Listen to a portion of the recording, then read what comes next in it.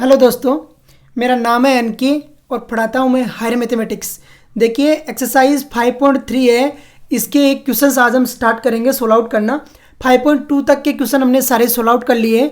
Exercise 5.3 के देखिए question किस पर बेस्ड है और किस टाइप के सोल्व आउट होंगे। जब कॉन्सेप्ट मैंने पढ़ा रहा था तो मैंने आपको बताया है कि 5.3 के जितने भी क्वेश्चन है वो सबके सब किस पे बेस्ड है, मल्टीप्लिकेशन पे बेस्ड है। तो मल्टीप्लिकेशन में देखिए कैसे सोल्व आउट करते हैं क्वेश्चन को और किस तरीके से फाइंड आउट करते हैं। देखिए मल्टीप्लिकेशन है वो कम्यूटेटिव भी नहीं होता है और हर मैट्रिक्स का मल्टीप्लिकेशन भी पॉसिबल नहीं है। क्यों नहीं है पॉसिबल, ये कॉन्सेप्ट मैंने आपको बता दिया है। एडिशन भी नहीं पॉसिबल है, एडिशन में भी ऑर्डर बराबर होना चाहिए। और मल्टीप्लिकेशन की क्या कंडीशन रहती है और किस तरीके से होता है, एक बार फिर क्वेश्चन आएंगे तो हम सीख लेंगे। देखिए क्वेश्चन नंबर क्या बोल रहा है। फर्स्ट, कंप्यूट कीजिए द इंडिकेटेड प्रोडक्ट्स। जो आपको प्रोडक्ट गिवन है उनको सोल्व आउट करने के लिए बोल रहा है। देखिए क्या बोल रहा है, A minus B, B A B minus B A, ये आपको सोल्व आउट करने के लिए बोल रहा है। देखिए कैसे सॉल्यूशन फाइंड आउट करते हैं और किस तरीके से वैल्यू निकालते हैं। सॉल्यूशन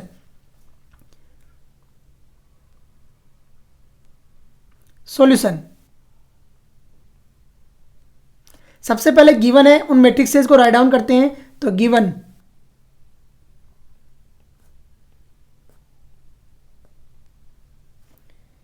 क्या क्या है, ए माइनस बी है तो ए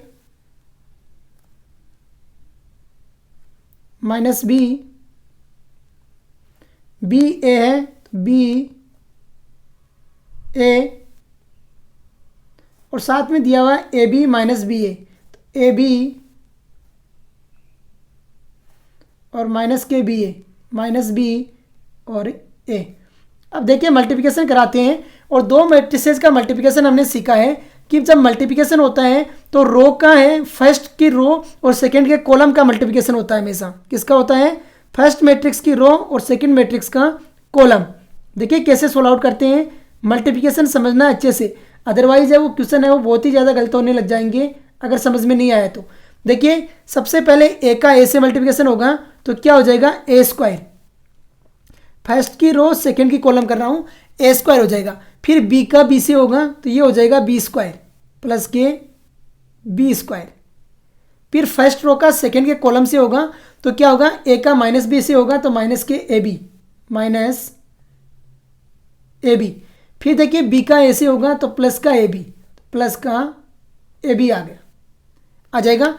फिर देखिए माइनस के बी और सेकंड फर्स्ट मैट्रिक्स है इसका सेकंड रो और फर्स्ट सेकंड मैट्रिक्स की फर्स्ट कॉलम, तो माइनस बी का ए से होगा तो माइनस के बी ए, माइनस के B A plus A B आ जाएगा, ए बी।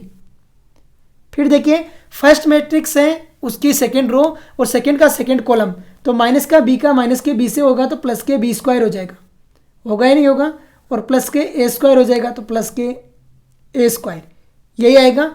जो कैंसिल आउट हो रही है टर्म को कैंसिल आउट कीजिए और बाकी मैट्रिक्स को as it is write down कर दीजिए। तो कैंसिल आउट देखिए क्या हो रहा है, माइनस का ए बी और प्लस का ए बी आपस में कैंसिल आउट हो गया और माइनस का ए बी और प्लस का ए बी कैंसिल आउट हो गया। तो ये क्या बन गया, देखिए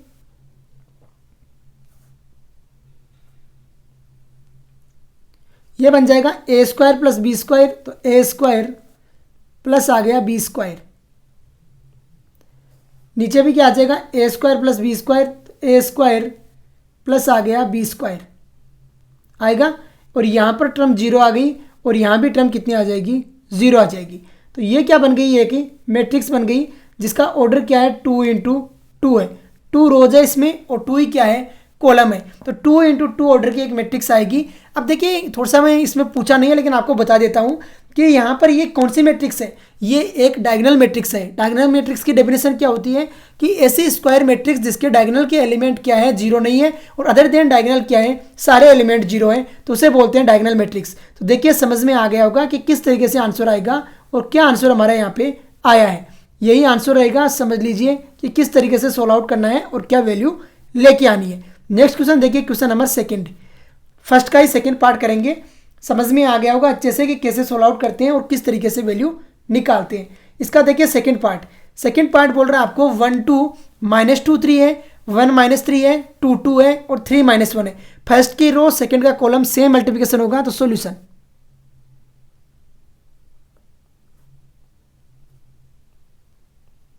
सबसे पहले गिवन राइट डाउन करते हैं, तो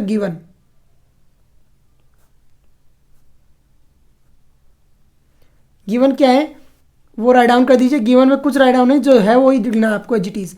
1 2 -2 और 3 आ गया। और ये कितना आ जाएगा, 1 -3 है, 1 -3 2 2 और 3 -1 आ जाएगा।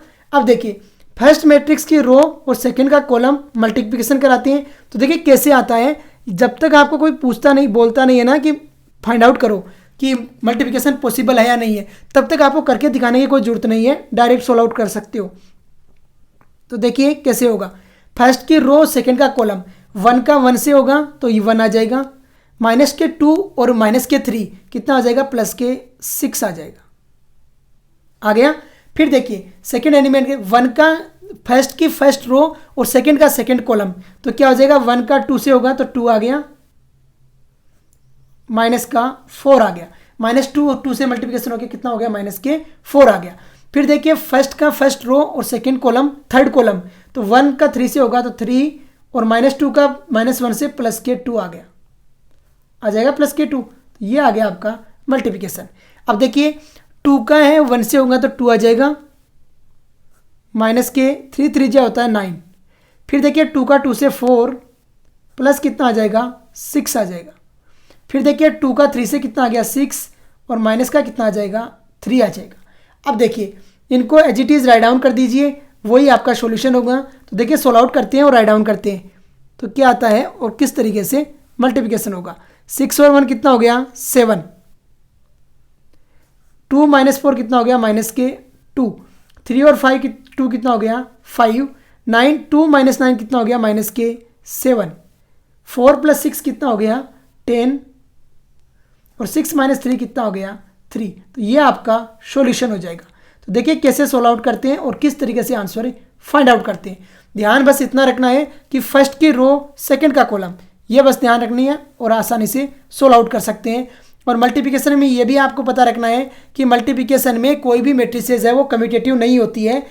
एक्सेप्शनल केस होता है कि जब A B equal to B आ जाए, क्योंकि जब दोनों एक जैसी रहती है तब तो आ भी सकता है ना, अरे A into A equal to A into A रहता है, या कोई अदर जो एक्सेप्शनल कोर्स रहेगा तब आ सकता है। अदरवाइज है वो ए बी है वो नॉट इक्वल टू है बी ए रहता है यूनिवर्सली। नेक्स्ट देखिए क्वेश्चन नंबर 3 देखिए क्या बोल रहा है। फर्स्ट का आपको कंप्यूट करने के लिए बोल रहा है, मतलब सोल्व आउट करने के लिए बोल रहा है। आपको 3 × 3 ऑर्डर की 2 मैट्रिसेस दी हुई है। तो देखिए मल्टीप्लिकेशन कैसे होता है और किस तरीके से आंसर फाइंड आउट करते हैं सॉल्यूशन।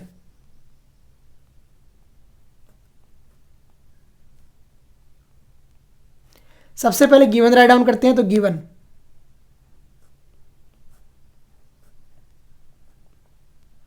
गिवन में एज इट इज लिखोगे जो मैट्रिसेस हैं, तो लिख दीजिए 2 3 4 3 4 5 4 5 6 आ जाएगा एज इट इज।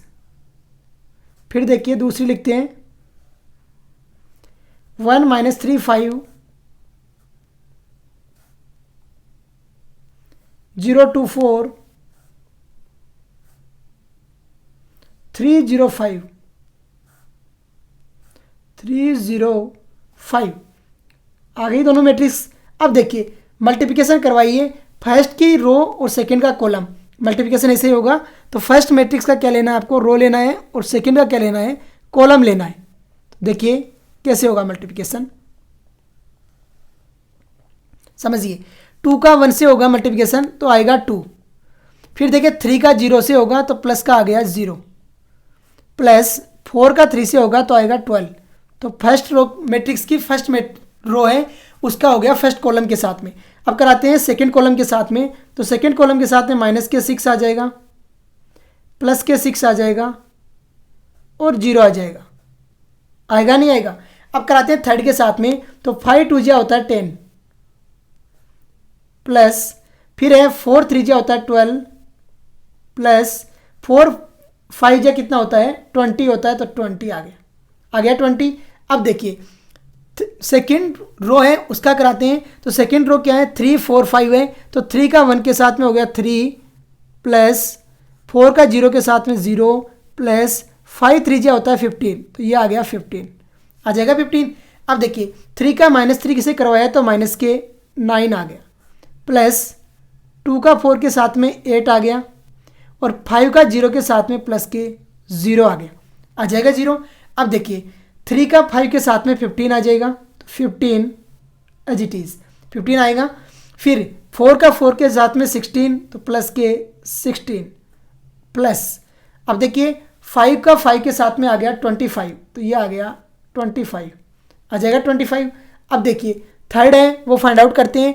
तो 4 का 1 के साथ में कितना आ जाएगा 4 प्लस 0 का 5 के साथ में 0 प्लस 6 का 3 के साथ में 18 आएगा 18। अब देखिए 4 का 3 के साथ में माइनस के 12, 5 का 2 के साथ में 10 और 6 का 0 के साथ में 0 आ गया। अब देखिए 5 का 4 के साथ में 20 प्लस 5 का 4 के साथ में 20 और 6 का 5 के साथ में 30 आ गया 30। अब देखिए ये सारी की सारी आपकी वैल्यूज आ गई। सोल्व आउट कीजिए वैल्यूज को और राइट डाउन कर दीजिए, जो आएगा वो आपका सॉल्यूशन रहेगा। तो देखिए कैसे सोल्व आउट करते हैं और किस तरीके से वैल्यू फाइंड आउट करते हैं।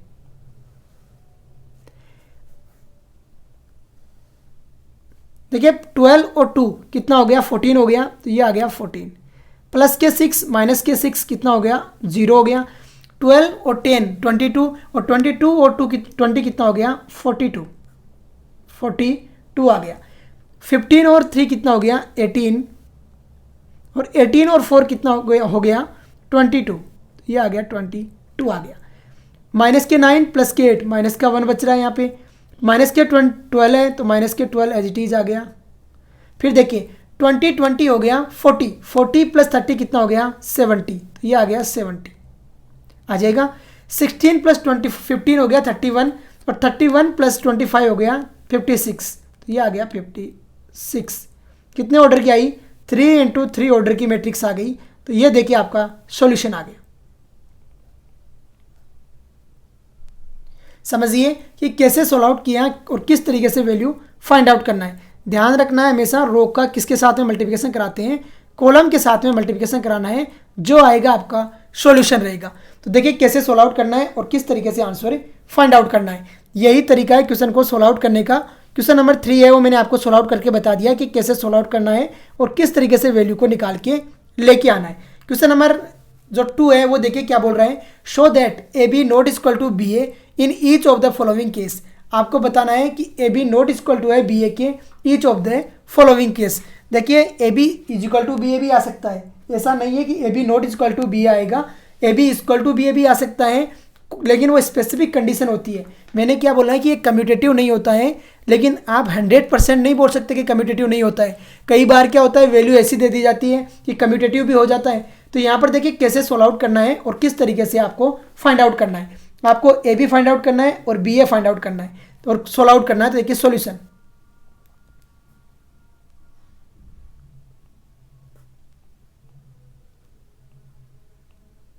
सबसे पहले गिवन राइट डाउन करोगे तो गिवन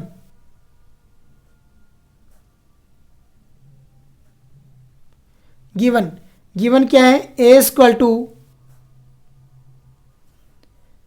कितना गिवन है 5 6 -1 और 7, यही गिवन है 5 6 -1 और 7। एंड बी इक्वल टू कितना गिवन है बी इक्वल टू गिवन है वो भी राइट डाउन करो। बी क्या है आपके पास 2 1 3 4, तो 2 1 3 और 4, यही गिवन है 2 1 3 4। देखिए ए बी गिवन है और बी भी गिवन है। अब आपको क्या चाहिए A B not equal to B A दिखाना है, तो आपको सबसे पहले ए बी फाइंड आउट करना पड़ेगा। तो now A B equal to now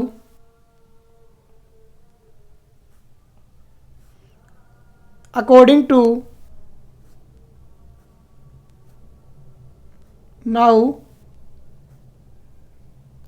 to question, जैसा क्वेश्चन बोल रहा है वैसे चलते हैं। तो ए बी फाइंड आउट करते हैं सबसे पहले। तो कीजिए ए बी का मतलब क्या है ए का बी के साथ में multiplication. A B equal to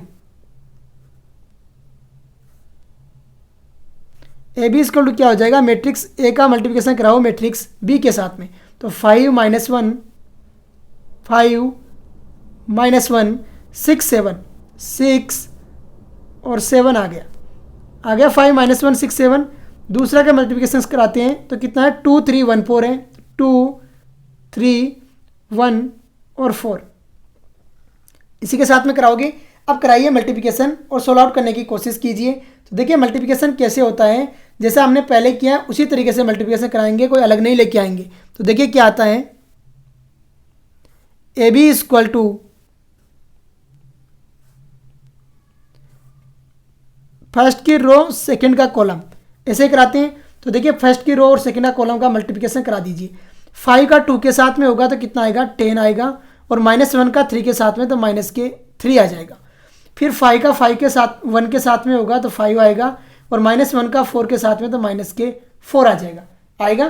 फिर 6 का 2 के साथ में 12 आएगा, और 7 का 33 के साथ में +21 आएगा। फिर देखिए 6 का 1 के साथ में 6 और +7 4 जा होता है 28, तो ये आ गया 28 आ गया। अब देखिए इसको सोल्व आउट करके लिख दीजिए, जो आएगी वो आपका ए बी आएगा। तो देखिए क्या आता है, ए बी इक्वल टू कितना आएगा, 10 - 3 कितना होता है, 10 - 3 7 आ गया 7। फिर देखिए 5 - 4 हो गया 1, 12 + 21 कितना हो जाएगा 33, और 28 + 6 कितना हो गया 34 हो जाएगा 34। तो ये आ गई आपके पास में ए बी की वैल्यू। इक्वेशन दीजिए 1 आ गया इक्वेशन 1। अब देखिए अब आपको क्या चाहिए, बी ए चाहिए। इस क्वेश्चन में बी ए भी बोल रहा है ना हमें, तो now B A equal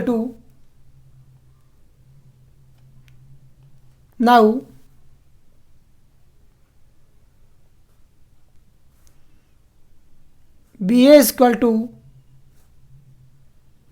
matrix B का मल्टीप्लिकेशन कराइए मैट्रिक्स ए के साथ में। तो मैट्रिक्स बी लिखते हैं 2 3 1 4 2 3 1 और 4। मैट्रिक्स बी यही था, इनटू कराओ मैट्रिक्स ए के साथ में। तो मैट्रिक्स ए राइट डाउन कीजिए 2 3 1 4 5 6 -1 7, तो 5 6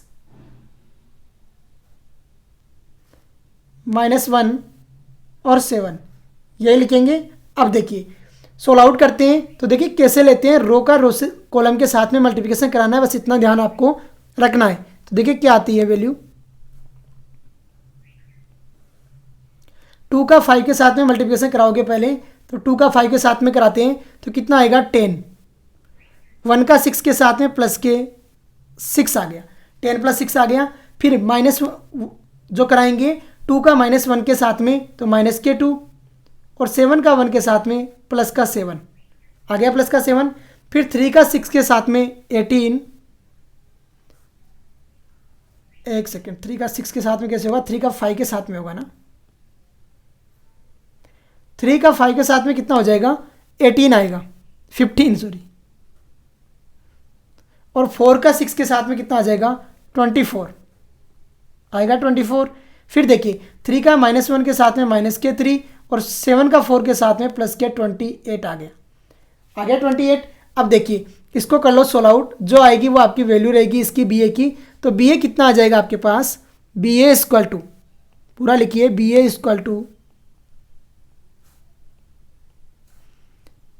10 + 6 कितना होता है 16, 7 - 2 कितना होता है +5, 24 + 15 कितना हो गया 39, और ये कितना हो गया आपका 25 आ गया 25। अब देखिए ये बी ए आया आपका और ऊपर आया था ए बी, दोनों आ गया, एक बी ए आया है और एक कितना आया है ए बी आया है। एक दोनों इक्वल नहीं है, जब दोनों इक्वल नहीं है तो नीचे लिखोगे फ्रॉम इक्वेशन 1 एंड इक्वेशन 2, इसको इक्वेशन 2 दीजिए। From equation